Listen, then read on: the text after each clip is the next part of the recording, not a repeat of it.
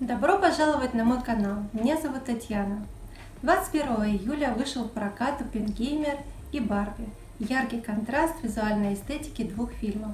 «Барби» имеет довольно яркую фантазийную палитру оттенков, разнообразие розового от неонового до пастельного, воздушные желтые и голубые цвета. В свою очередь палитра «Оппенгеймера» отличается от палитры «Барби».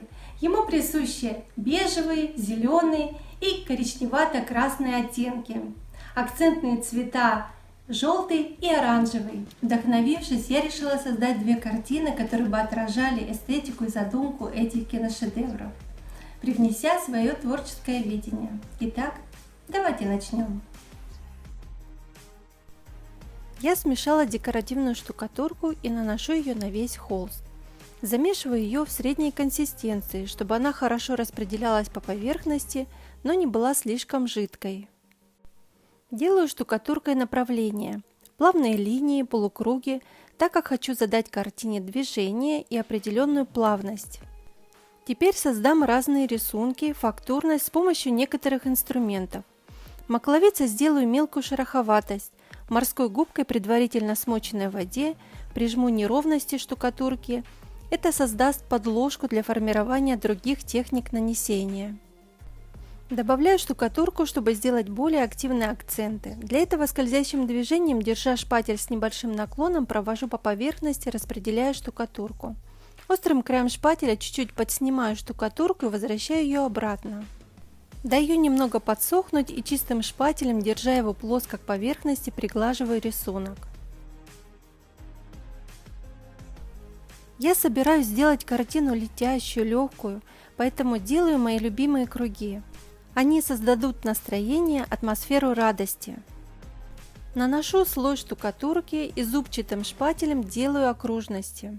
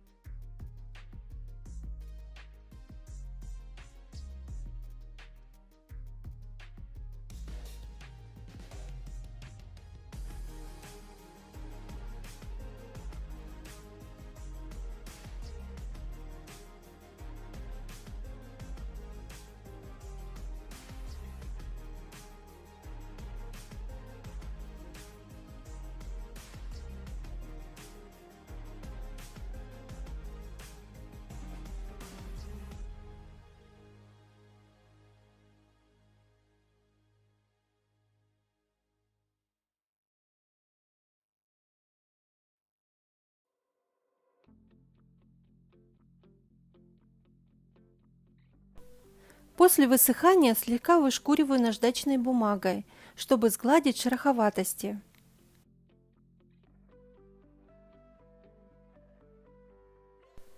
Затем закрепляю штукатурку лаком на водной основе, разведенной 1 к 3 с водой.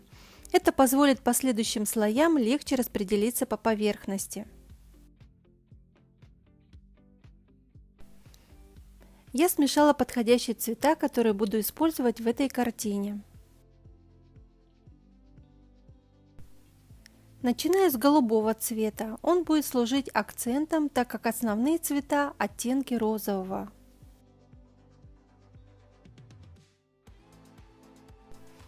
Чтобы переходы между цветами были мягкими, я растушевываю края кусочком морской губки, предварительно смоченной в воде.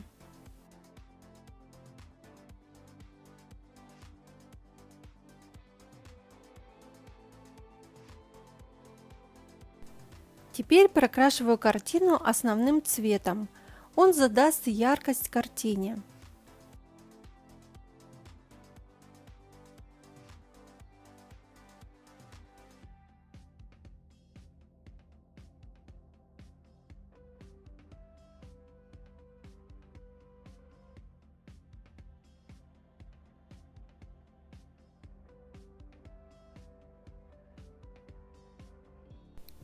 И снова растушевываю края, чтобы не было резких переходов, и прокрашиваю торцы картины, так выглядит аккуратнее.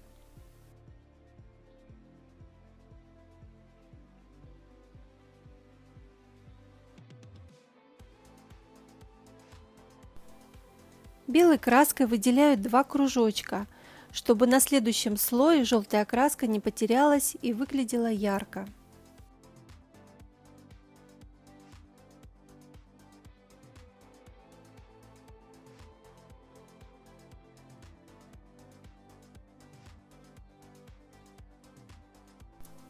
Самой светлой краской она нежно-розовая, но служит условно белым цветом.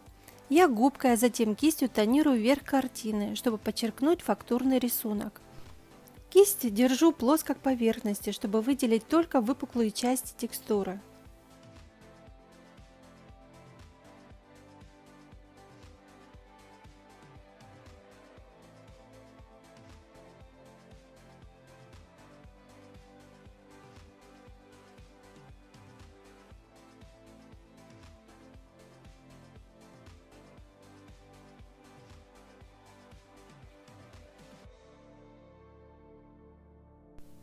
Добавляю цвет фуксии для цветового акцента. Наношу кистью и растушевываю губкой.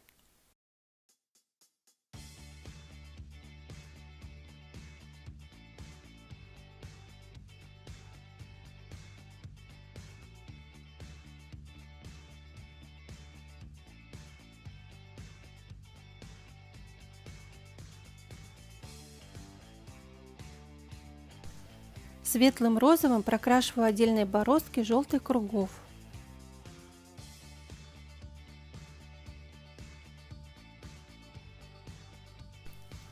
Затем беру теплый розовый и тонирую так, чтобы видны были и другие оттенки. Не перекрываю цвета, которые наносила до этого.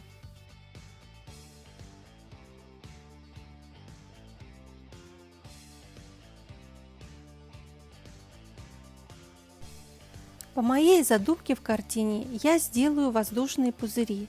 Для этого беру разного диаметра окружности и обмакиваю их края в краску, затем отпечатываю на поверхности.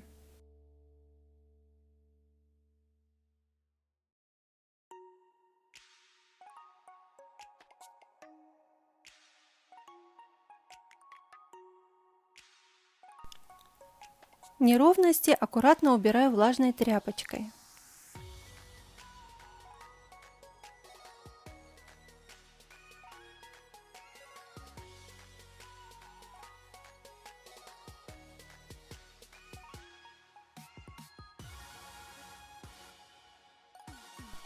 Текстурные круги я сделаю серебристыми. Для этого я беру клей на водной основе для потали и аккуратно прокрашиваю только верхние выпуклости кругов. Держу кисть лежа к поверхности, чтобы клей не попал внутрь круга, и даю клею подсохнуть около 40 минут. Затем прикладываю кусочки потали. Поталь — это тонкая декоративная фольга, и прижимаю сухой кистью. Она приклеится только в тех местах, где я нанесла клей.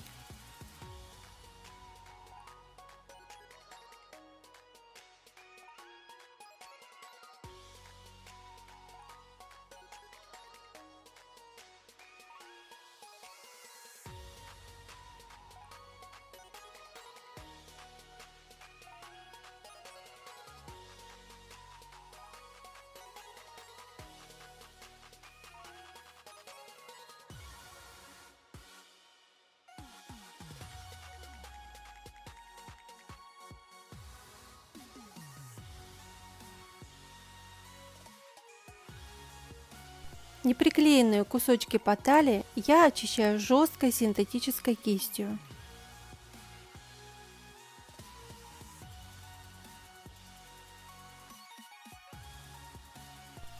Теперь я займусь голубым акцентом. Я беру основной розовый цвет и кистью формирую движение в картине, создаю направление полукруга.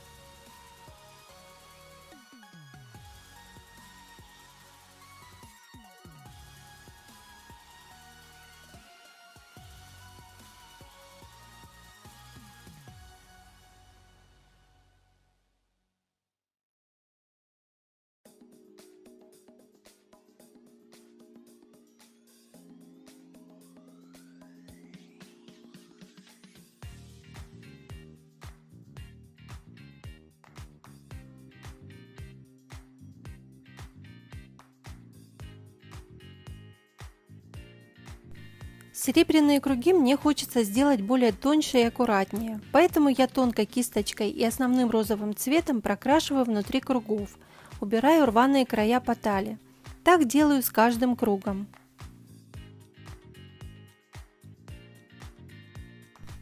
Воздушным пузырям нежно-розовой краской и губкой я внутри делаю акценты. Выделяю их, чтобы они и сама картина наполнились визуально воздухом.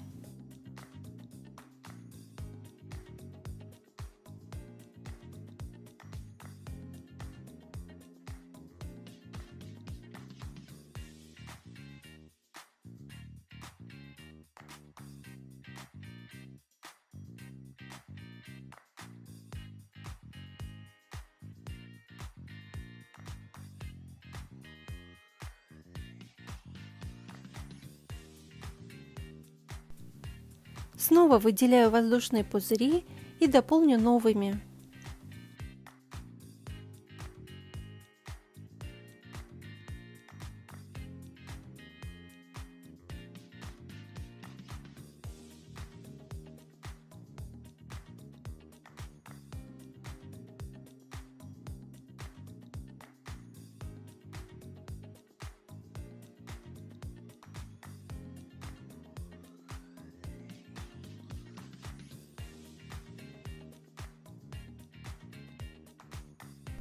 Лиссирующие перламутровые краски придадут легкое сияние картине. У меня серебристая и жемчужно-золотая. Морской губкой добавляю сначала серебристую, затем тонирую жемчужно-золотой.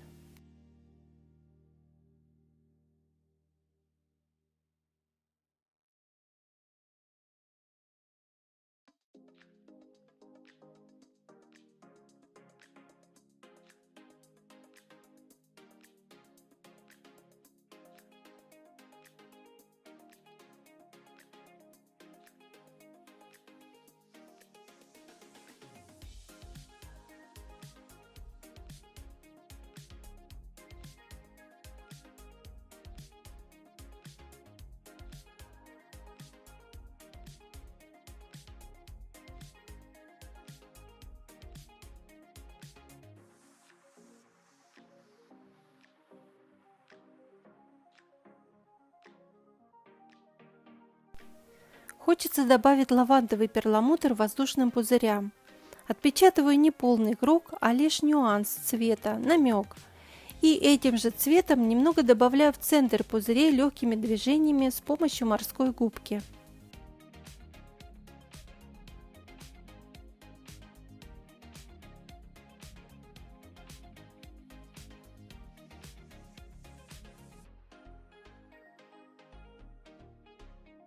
Затем внизу картины я добавляла золотую пасту. Но мне нужно, чтобы было ярче, и я взяла желтую краску и повторила движение. Она достаточно укрывная, поэтому предыдущего цвета видно не будет. Морской губкой похлопывающими движениями наношу желтый цвет. Не забываю, конечно, также и про торцы картины.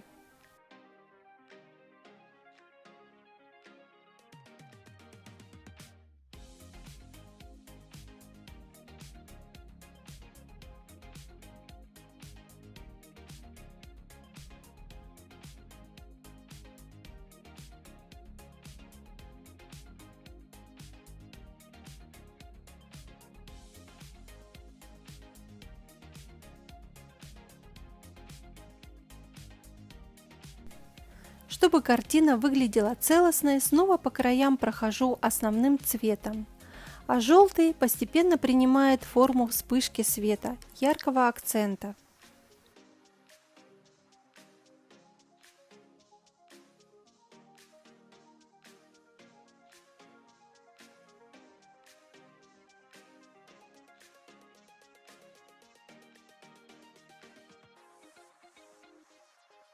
Чтобы низ картины не выглядел плоско относительно верхней части, я добавляю другие оттенки розового, не перекрывая предыдущие цвета.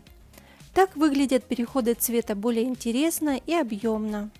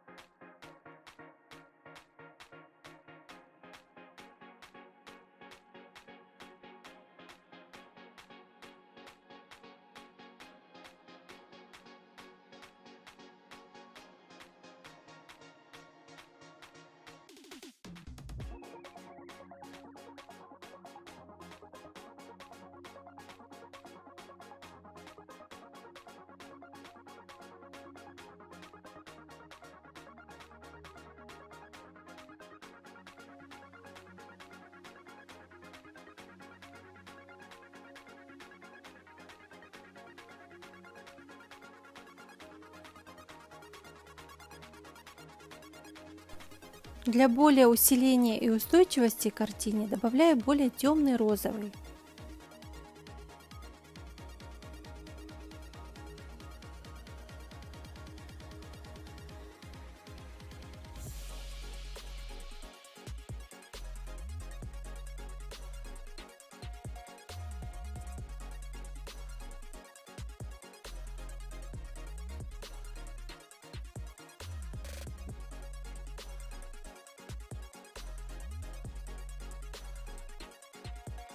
Для мягкости добавляю золотую жемчужную краску, которая добавит нежное сияние картине.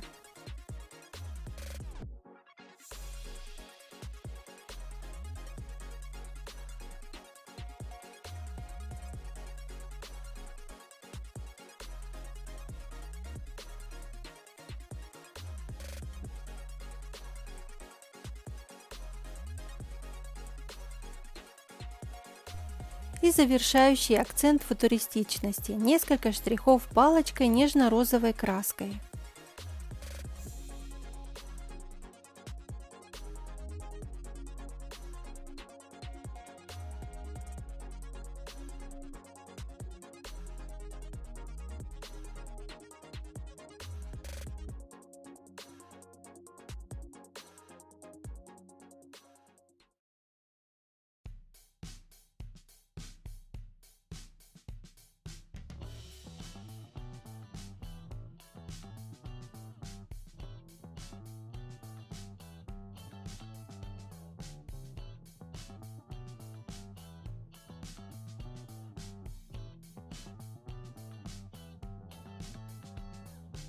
Спасибо, что досмотрели это видео до конца. Поставьте, пожалуйста, лайк и не забудьте подписаться. Увидимся. Пока-пока.